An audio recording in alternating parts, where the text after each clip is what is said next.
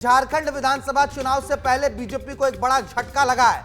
BJP के 3 पूर्व विधायक झारखंड मुक्ति मोर्चा में शामिल हो गए। ये बीजेपी की रणनीति के तहत ही बीजेपी को झटका लगा है। झारखंड विधानसभा चुनाव से पहले बीजेपी के 3 पूर्व विधायक सोमवार को झारखंड मुक्ति मोर्चा में शामिल हो गए।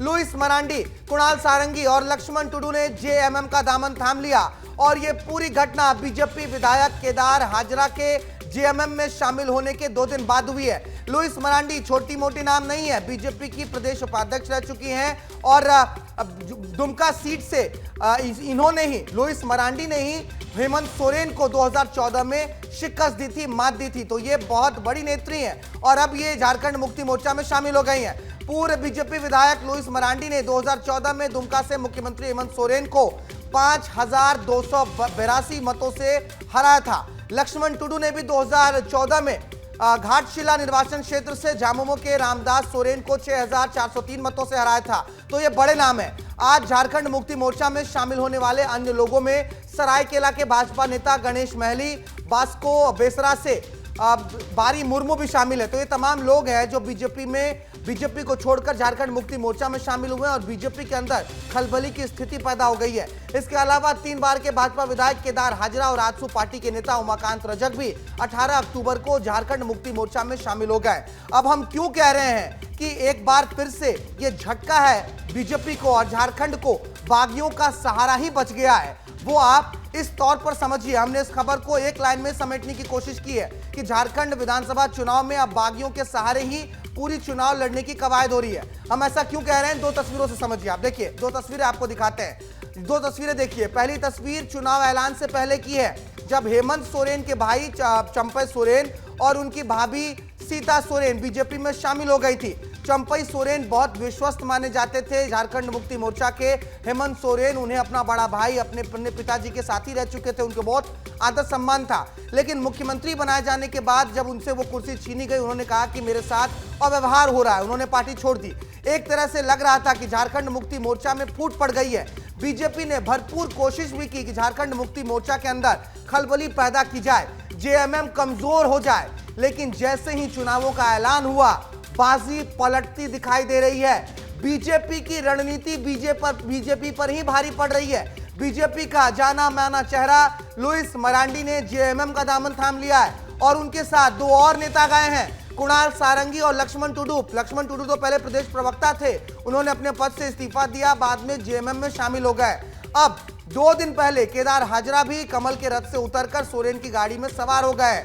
तो लगातार झारखंड में उलटफेर की कवायद जारी है। बीजेपी जैसे जैसे चुनाव नजदीक आ रही हैं, झटकों के सहारे ही बीजेपी के अंदर खलबली मच रही है। देखिए, अब आपको हम समझाते हैं, अब समझाते हैं कि क्या कुछ घटनाक्रम चल रहा है झारखंड में और बीजेपी क्यों चिंता में है। देखिए, बीजेपी की कद्दावर नेता है, झारखंड बीजेपी की कद्दावर नेता है कौन? Louis Marandi. Louis Marandi BJP की प्रदेश उपाध्यक्ष भी रह चुकी हैं।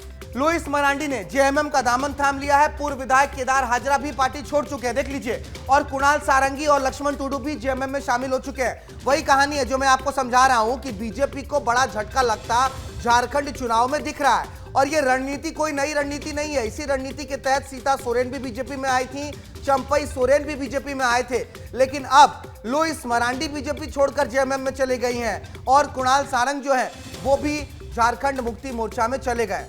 तो लगातार झारखंड में चुनावी चहलकदमियां बढ़ रही हैं। अब इसके मायने क्या कुछ हैं वो समझ लेते हैं। हमारे सहयोगी अमृत तिवारी दिल्ली से हमारे साथ जुड़ गए। अमृत जी, झारखंड मुक्ति मोर्चा को कमजोर करने की कोशिश थी, सीता सोरेन बीजेपी में शामिल हुई, चंपई सोरेन इतने विश्वस्त चेहरे थे झारखंड मुक्ति मोर्चा के, वो शामिल हुए। लेकिन बहुत बड़ा झटका यहां पर जेएमएम ने बीजेपी को लगाया है। 3 बड़े चेहरे आज जेएमएम में शामिल हो गए। भारत, इसको हम अलग तरीके से भी देख सकते हैं। अभी मेरी झारखंड में जो बीजेपी इकाई के नेता हैं उनसे बात हो रही थी। उनका कहना था कि जो लोग पार्टी छोड़े हैं उनकी नाराज़गी बहुत दिनों से चल रही थी और ये चूँकि जब एक सर्वे हुआ था उसके आधार पर तय माना जा रहा था कि इनके टिकट जो है कट सकते हैं, इनके चांसेस कम लग रहे हैं। हालांकि इसमें जो आप नाम ले रहे हैं लुइस मरांडी की, वो एक बड़ी शख्सियत है। आप ये समझिए कि उनके चलते जो संथाल परगना एरिया है उसमें उनकी बहुत अच्छी पकड़ रहती है। दुमका में उन्होंने भारतीय भारतीय जनता पार्टी की एंट्री कराई थी। और अब ये उनका जाना जो है एक बहुत बड़े झटके से कम नहीं, क्योंकि यही वो नेत्री हैं जिन्होंने एक हेमंत सोरेन को 5000 के एक बड़े ही कम अंतर वोटों के अंतर से लेकिन परास्त जरूर किया था और भारतीय जनता पार्टी को बढ़त दिलाई थी। लेकिन अब जो कि अब वो नाराज हैं, तो इस नाराजगी का असर खास तौर पे उनके चलते देखा जा सकता है। लेकिन जहां तक आप बात करेंगे लक्ष्मण टूडू की, तो ये माना जा रहा था कि वो इस नाराज हो सकते हैं, लेकिन चूंकि वो अर्जुन मुंडा के खास हैं तो लिहाजा उनको मनाया जा सकता है। लेकिन भारतीय जनता पार्टी के नेताओं ने भी बाद में उनको छोड़ दिया, क्योंकि इस सीट से जहां से उनको चुनाव लड़ने की बात चल रही थी, वहां पे चंपई सोरेन के बेटे को टिकट दे दी गई है। इस लिहाज से लक्ष्मण टूडू भी नाराज चल रहे थे। तो इस तरह से जो है एक समीकरण देखेंगे तो नाराजगी के आलम में जो है लोगों इन्होंने छोड़ करके जेएमएम का हाथ थामा है। लड़ाई अब इस बात पे आ गई है कि जैसे कि आप देखेंगे तो ये है कि आदिवासी नेता अपने बेल्ट में जा रहा है, वो अपनी पहचान से वोट ले रहा है या पार्टी से ले रहा है। ये बात अब झारखंड चुनाव में यहाँ पे अहम हो जाती है, क्योंकि जो नेता निकल के आ रहे हैं वो भी एक जमीन से जुड़े हुए नेता रहे हैं, संघर्षों से उठे हुए नेता रहे हैं, जिनका पहले जो है भारतीय जनता पार्टी में जुड़ाव रहा है और अब वो अचानक छोड़ करके जेएमएम में जाते हैं। तो जेएमएम जो कि हमेशा से एक आदिवासी राजनीति को लेकर के पहचान को जानी जाती है, वो आपने नाराजगी का जिक्र किया, देखने वाली बात नाराजगी का जिक्र किया है। लुइस मरांडी ने पार्टी छोड़ने के बाद क्या कुछ कहा है वो सुनवाते हैं, फिर लौट रहा हूं आपके पास। पार्टी को जो हम इतना लंबा समय दिए और हम कभी रात को रात नहीं माने, अनवरत हम जनता का सेवा करते रहे और पार्टी का कोई भी निर्देश हमने बहुत ही ईमानदारी से पालन किया, बहुत ही ईमानदारी से। लेकिन इस समय जो चुनाव आ गया तो ऐसे समय में हमको पार्टी ने कहा कि आपको बरहेट से चुनाव लड़ना है। तो जो हम 24 साल से दुमका को समय दिए हैं, तो हम बरहेट में जाके हम कैसे चुनाव लड़ेंगे। अमृत जी के पास चलते हैं। अमृत तिवारी हमारे साथ लगातार जुड़े हुए हैं। अमृत जी वही बात कह रही हैं, वही बात लुइस मरांडी कह रही हैं कि दिन रात काम करके खून पसीने से हमने अपनी पार्टी को सींचा है, हमने उस क्षेत्र में जनाधार पैदा किया है और मुझे मेरी सीट छोड़कर किसी और सीट पर भेज रहे हैं। ये नाराजगी जो चल रही है सिर्फ एक गुट तक तो सीमित है नहीं, इसलिए हमने लिखा है कि झारखंड चुनाव में बागियों का ही सहारा है। क्या बीजेपी को इसका नुकसान भुगतना पड़ सकता है? हालांकि जेएमएम को नुकसान बहुत ज्यादा हुआ नहीं था जब सीता सोरेन और चंपा सोरेन छोड़कर गए थे। तो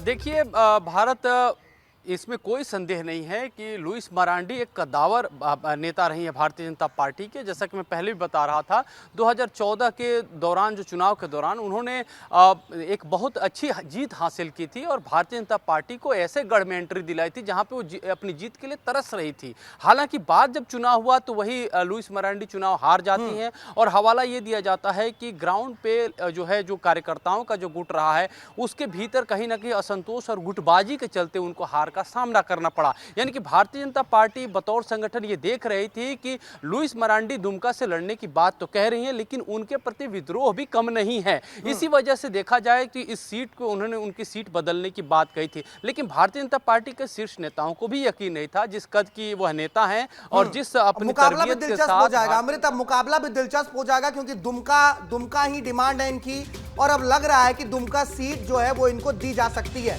क्योंकि अभी तक पत्ते साफ किए नहीं है हेमंत सोरेन ने भी और मनोज झा ने भी कहा था कि फैसले होने बाकी है क्योंकि फासला अभी तक पटा नहीं है। बहुत शुक्रिया अमृत जी तमाम जानकारियों के लिए।